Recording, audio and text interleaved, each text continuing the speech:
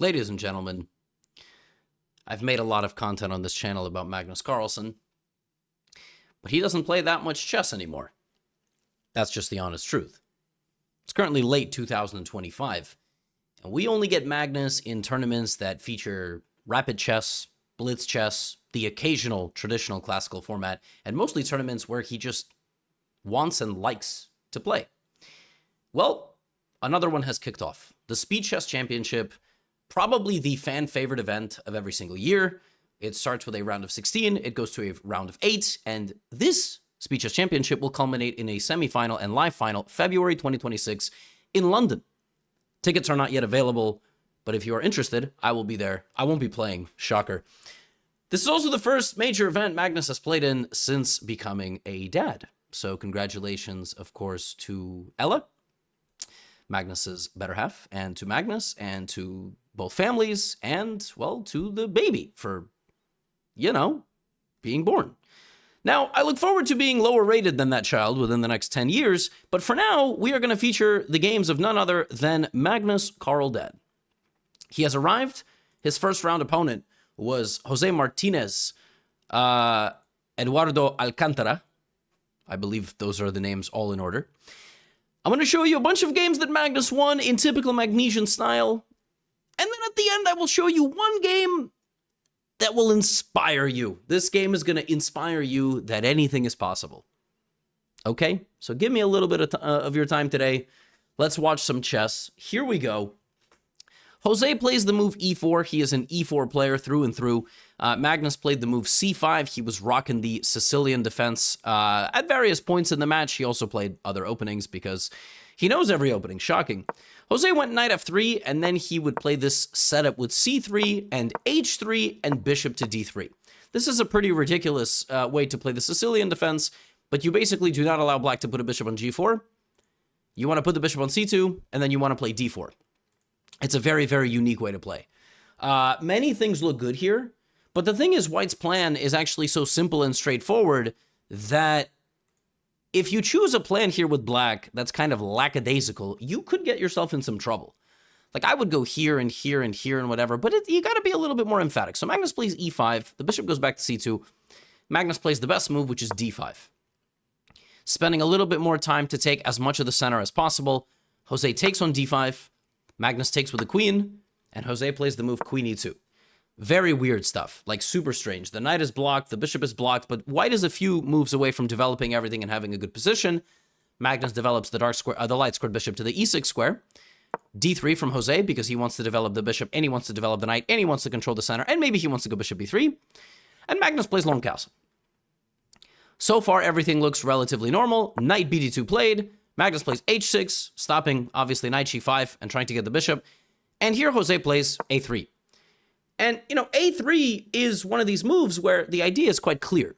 White wants to play b4 because you castled on this side of the board. Now, I'm always impressed with the way Magnus plays. The kids would call it glazing, but the kids need to leave the house and get screen time locks on their phone because their brains have completely atrophied.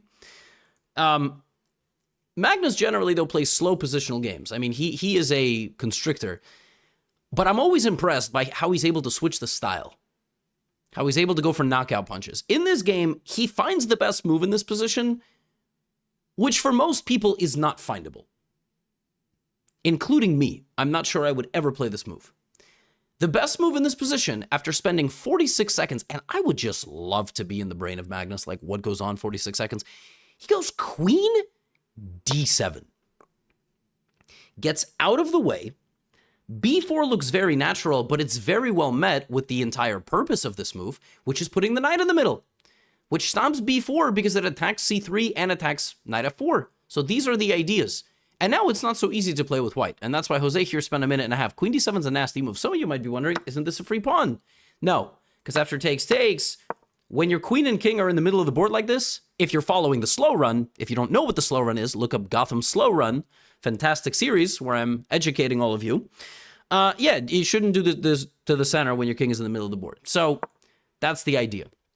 Knight e4, he still goes knight d5, and Jose castles. And would you believe it, castling in this position is a terrible, terrible decision because here comes g5. G5 was not the best move. He should have started with F5, but it doesn't particularly matter. He has very nasty ideas on that side of the board. Jose now needs to move this bishop, which just went there and there. He needs to move it to A4. He needs to put some pressure on Magnus from the side of the board. That is a pure improvement of the position. When he doesn't do that, when he still goes for the attack, Magnus hammers home G4, and he has struck first. He strikes the knight. He strikes the pawn. White needs to respond. White plays pawn takes, bishop takes, and this move bishop to E3. And it is -3, but keep in mind, Magnus does not know that. Why is this position -3? It looks like white actually is doing quite logical things. Rook B1, bishop A4, queen B2, you know? Well, this next sequence is just so ruthless. First, he plays F5. That move makes sense. The point of F5 is that the knight can take the pawn. You can play knight C5, but after bishop takes, and something like bishop takes, not only is this a free pawn, there's just a much clearer and direct attack on the king on the other side of the board. And that's why this is winning. This bishop is not going to do anything. So even though it looks like Jose has something, he doesn't. And Magnus even allows this pawn to walk into this position. Pawn takes knight, pawn takes knight. And just the absolutely nasty queen G7. Just a nasty little move. You can take with a check. I just won't take you because I will hide behind your pawn. This is known as umbrella pawn, when you use the pawn as an umbrella from the rain. The knight is hanging. If white plays pawn takes E4, you play knight C3 attacking the queen, and when the queen goes away, you take, and you simply checkmate the opponent. 19 move game, convincing win with black, emphatic stuff. But it wouldn't be a video about Magnus Carlsen unless we saw one of the most demented endgame grinds I've seen in quite some time. When you get into an endgame that's equal and the opponent is Magnus Carlsen, you might just save yourself a little time. I mean, the thing is, most of you watching this right now are undefeated against Magnus Carlsen, and that's actually a pretty big accomplishment, so hang on to that. But for those of you watching that I've actually played him and got yourself into a equal endgame, I mean, that's pretty impressive. So check this game out. So we have a Queen's Gambit declined. We have an exchange Queen's Gambit declined. We have what's called the semi-Tarash variation with C5. I think this is called semi-Tarash. This is some weird thing. I don't exactly remember. It can be a transposition. Takes, takes. Jose trades the dark squared bishop. It's a very forcing line. And now bishop C4. And here's the plan for white. Plan is castle. Plan complete. Plan is bring the rooks to the middle of the board. Or start with the move D5, making this trade, applying pressure to the knight. And now bring the rooks. Okay. Queen centralized. Okay. Rook to the middle. H4. The computer actually likes putting the knight on H4 first and putting it on F5. During the commentary, I had predicted that Magnus would play H4. I was completely certain that he would move his H-pawn forward. That is what he did. And when black went H6, he then went H5. It's very normal nowadays, actually, when you are castled on the same side, or even if you're not castled or they're not castled, using your H-pawn. Not just as... This pawn is not just an attacking mechanism. This is for the more advanced players. If I'm about to say something, if you're below 2,000, do not try this at home. Really, do not.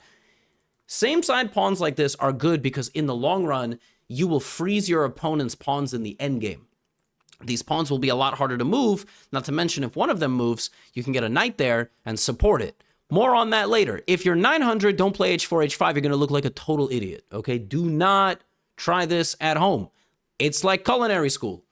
I don't know how to cook, but I can tell you a 900 ELO chef and a 2800 ELO chef should not be cooking the same dishes with the same tools on the same temperature, etc. I make toast while wearing a helmet. I don't know why I had to tell you that. Knight to A5. Rook to E1. All good. Now, here is the pawn. Here is the pawn that controls the pawns. Here's the passed pawn. The position is equal. The queen will now go to D6. All right? Queen will go to D6. Takes, takes. And now we have the following positions. Position. So, knight H4. We're going to remove the rook from the defense, and then we're going to push the pawn through. That's the idea. So Jose plays rook f6. All right. d6. Now we're pushing like this. Jose has to... Did I say Jose is going to push the pawn through? I feel like I'm a little sick, and I feel like my brain is slightly foggy. You get it. Magnus is going to push the pawn through. The player with the white pieces named Magnus Carlsen is going to try to push the pawn through, and Jose is going to try to defend it. Rook to d8, d7, and now the king walks over like this. So how is white going to win this position?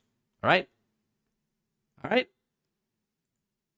So like this and like this and like this. That looks pretty nice. But the other guy's not just going to let that happen, right? He's going to bring his knight to defend himself. Well, apparently he should have brought his knight here because it was important to defend the e7 square. Now that Magnus doubles up the rooks, he's threatening rook e8. And if you play knight d6, which was Jose's entire idea, Magnus will play rook e7. And you don't have a move. Can you imagine getting absolutely iced out and frozen in an endgame? Like, look at this position. This is ridiculous. You say, what do you mean? Well, if he moves the knight, rook e8 check wins the game. Now, this rook you can move to f4, and after g3, you can't move it this way, because I would play knight f5, deflecting the knight, and then rook e8 check. Okay, well, that's self-explanatory, so we can't move this and this. Why can't we just play something like rook b8? Well, then I would play g4, and then if you just kept moving around, I would play knight f5. And, you know, again, if you played, if you then tried to move your g-pawn, well, that would be nice, because I would play takes, and now I would have the entire 7th rank open. So when Jose saw that, he decided to play rook e6. Magnus threw in knight g6 check. You cannot take it because I take the rook. And after this trade, he's simply a pawn up. Hey, remember this h-pawn which anchors in the knight against the position? Yeah. Yeah. Yeah, there you go. There you go. Well, folks, knight repositions. g7 is hanging. And Magnus Carlsen doing Magnus Carlsen things. 2 pawns up. And he's going to end this game with knight to f6 and a nice little Arabian mate. Rook to h7. That is rook h7, knight f6. Absolutely brutal. Typical Magnus stuff. He was on point in this match. He was really, really convincing.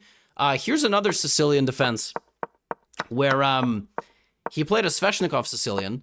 And check this game out. All right. In this game, Jose went at him with g4. This was a crazy, crazy move. Major, major sideline.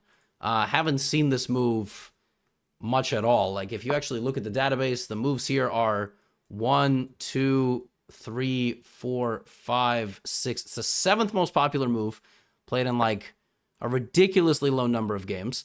The idea is to prevent black from getting quick play on this side of the board. So we have bishop e7, knight d7, knight f6. And now, I mean, to me, rook g1 looks supernatural, but Jose plays h3, h6, long castle. And the rest of this game I found quite impressive. So you think one guy castled on this side of the board. He's going to play c4. He's going to play knight c3. Solid center. He's going to slowly build up an attack. Probably we need to leave our king in the center of the board. If we castle, we're going to get attacked. But if we leave our king, how are we going to attack? Well, first let's play a6, right? And the knight is going to go to c3. So now we go here. Ideas are b5, b4, queen a5. King is here. So obviously I'm thinking put a rook on the c file. The bishop comes out. Pretty natural move. Now I'm looking at rook c8. I'm looking at queen a5. Rook c8 is a very natural move. That's what Magnus plays. Jose plays bishop back to d2. Definitely respecting the position a little bit. The thing about the rook on c8 is that in the Sicilian defense, there is a very famous sacrifice. It is the rook sacrifice for the knight on the c3 square. If you know anything about the Sicilian defense, and even if you don't know anything about the Sicilian defense, it's an ancient, ancient thing that pops up all the time. Sack the knight in front of the queenside castled king, and after queen a5, everything is under attack. If the king comes out, you got knight takes, queen is hitting here, bishop e6, and black just gets a very, very rampant initiative against the white king, which is why Jose went here. But this one move is the worst type of hesitation because now comes b5. This is how Kasparov used to win games in the 80s and 90s. I mean, he won Sicilians very much like this. Queen is coming, and then the pawns are going to join the queen. White goes king b1. Now we play queen to c7. Maybe not the best move, but queen b6 is also quite reasonable. White now goes back again, getting out of the way. So first he went bishop d2, now he's going bishop c1. Magnus goes b4, and white here needed to reposition to g3. And instead, he repositions forward. But what he doesn't realize is, even with the king in the center, this is a free pawn.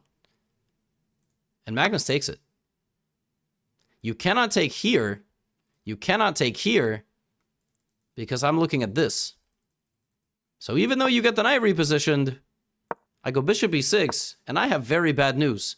Then I go queen a5, and then I castle my king on the 22nd move of the game as I am taught, and we end the game emphatically. Knight to c3.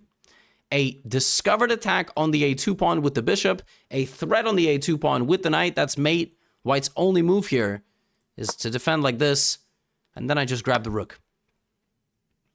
I just crash into your position, I take the rook, you take on h6, I take on a3, and 2 games now I have shown you where Magnus has the black pieces. He has just launched a more vicious attack against Jose's king than Jose could launch against his own. Now, 2 more games, okay?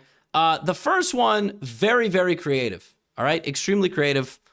And the second one, the inspirational game, all right? The second game is the inspirational one that I'm going to show you. First things first. When Magnus builds up a big lead, when he is feeling good, he's feeling confident, much like everybody, he takes more liberties. He is a little bit more creative than normal. So I'm going to show you a game right now, which was nuts. This was a crazy... You can make a whole video about this game. So Magnus opened up with a Scandinavian defense. He didn't just play Sicilian. He also played Caro-Kann. He played Alekhine defense once. Anyway, he plays d5. Pawn takes. Knight f6. Knight f3. Okay. Knight takes. Knight f6 is an invitation for a Portuguese gambit. If white played one of these moves, you would play bishop g4. But okay, he plays knight takes d5. Okay. d4. He develops the light-squared bishop. Bishop comes to e2. Go like this. He kicks away the bishop. He goes here. Magnus throws in this check. And now the best move in this position is king f1. So from the opening, it is Jose who is understanding the tricks of this opening a little bit better than maybe Magnus. Knight back to f6. Why are you able to get away with a move like king f1? Because you want to make sure this bishop feels stupid. You are then going to use the bishop as a piñata. But first you needed to go c5 to block the bishop's escape. Black would then need to play c6 and try to run away with the bishop. That is the best move. This is wrong because the bishop just retreats and white didn't get exactly what he wanted. So Jose needed to play c5 here. He didn't do that. And now Magnus is able to stabilize and get a relatively normal looking position. Pawn takes, bishop takes, knight here. Magnus not trading the light squared bishop, kind of being hit around a little bit. White on the pressure, castles, king to g1. Jose now invests 2 full moves into getting the king to safety. That felt a little bit slow. b6 is really bold, really playing with fire. White now can jump in with the knights. Bishop to f3 looks good. I mean, c6 has to be the best move. Just has to be. I didn't calculate anything, but it just has to be the best move. But okay, we play bishop to f4. Pawn takes. Knight into c6. Hitting the queen. Hitting the bishop. You got to go queen here, right? Guarding yourself. In this position, Magnus sacrificed the queen. Knight takes queen. Rook takes. And what did black get? Black got 1 knight, the second knight, and an extremely advanced pawn. And after bishop to f3, attacking his rook, after sacrificing his queen, Magnus could have moved his rook, could have tried to save it, but instead sacrifices this rook to get the queen, and the second rook comes off the board. So in the span of like, how many moves was that? 1. In the span of 4 moves, he sacrificed the queen and both rooks, both gone. You can't really call the rooks a sacrifice, but for dramatic effect, that's what I'm doing. So what the heck do we have going on? We have the surviving 2 knights and 2 bishops. We have a very advanced pawn, a pawn that not only is going to be advanced, it's going to be supported, and the promotion square will be protected as well. So Black in very good shape. There is no back rank checkmate because of this. These pawns kind of cancel out. Black is better here. He plays c2. Jospin goes rook d4. Black is just much, much better, but it's impossible to understand why. It is virtually impossible. You have to prevent the rook from going to c4. You have to play b5. It's the only move to continue the advantage, and obviously this is a blitz game, so mistakes are going to be made. But had he played b5 and finished it off with knight b3, that would have been unbelievably impressive. Like, b5 is such a nasty move. The idea is that if it's attacked, you go knight b3, and the rook is stuck. Like, the rook, if it's literally trapped in the center of the board. Like, it's kind of sickening, actually. So maybe you have to play... I don't even know, rook b4 now, but then I go here. I don't know. Yeah, b5 is not just stopping rook c4. b5 threatens to trap the rook completely, which is... Anyway, Magnus went here, and then the game just became chaotic. Bishop went back, you know, they got into a time trouble. Magnus thought down to 8 seconds on the clock. Rook c4. Now Magnus is losing. Rook c8 check. King h7. Losing is a strong description. He takes the pawn. Jospin sacrifices. Jose is now just winning the game. b5, but it's the Magnus effect. Knight back to c4, and Jose bishop c6. Knight back to d6.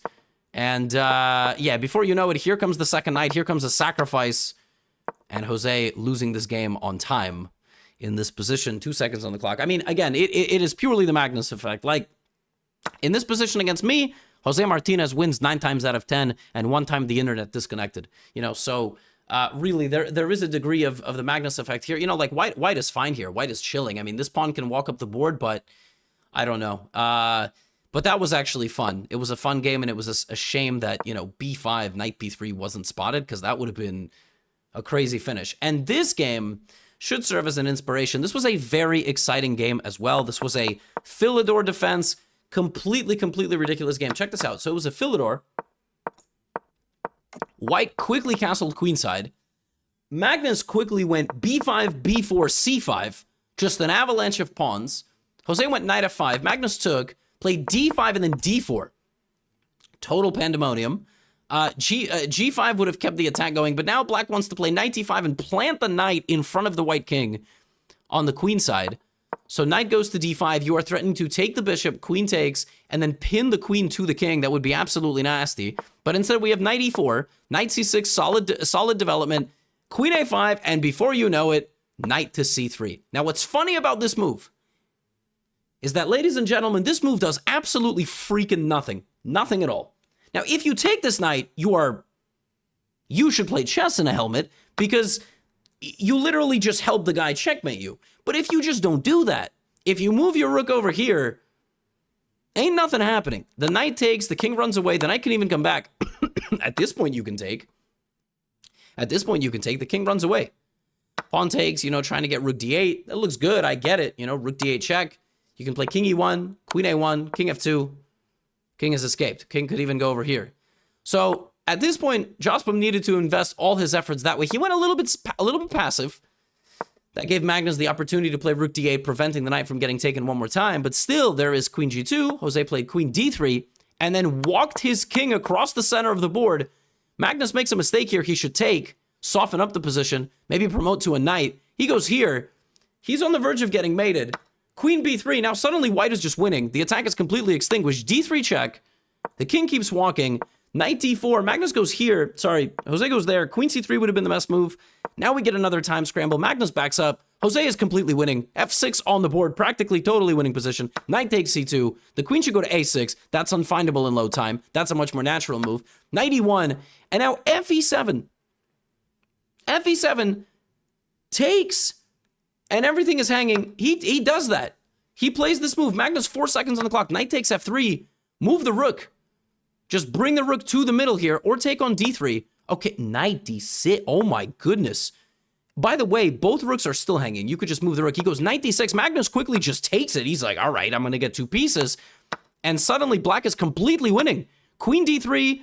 You can play knight g5, but that's a completely ridiculous move. Queen b2 is checked. That can't be bad. He finds it. Now you can back up because your rook is hanging. Yeah. Queen e4. Now we go rook d8. We go g6. Or we play rook e7. And we blunder checkmate in 2. Or in 3. And let that serve as a lesson that you can be the perennial best chess player in the world for 15 years. But even you Ken Blunder checkmate in 3.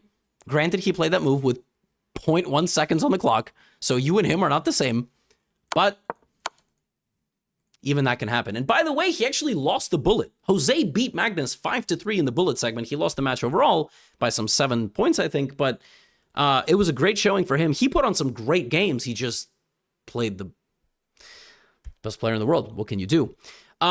Magnus is back. He qualifies to the quarterfinals. He will face the winner of Fabiano Caruana versus Praggnanandhaa. I will keep you updated, and once we have our semifinal set, hopefully we get Magnus, Hikaru, Hans, and Firouzja once again. London, February 2026. If you're from there or you live close by and you would like to go, mark it down. It's already public information. And that's all I have for you today. Get out of here.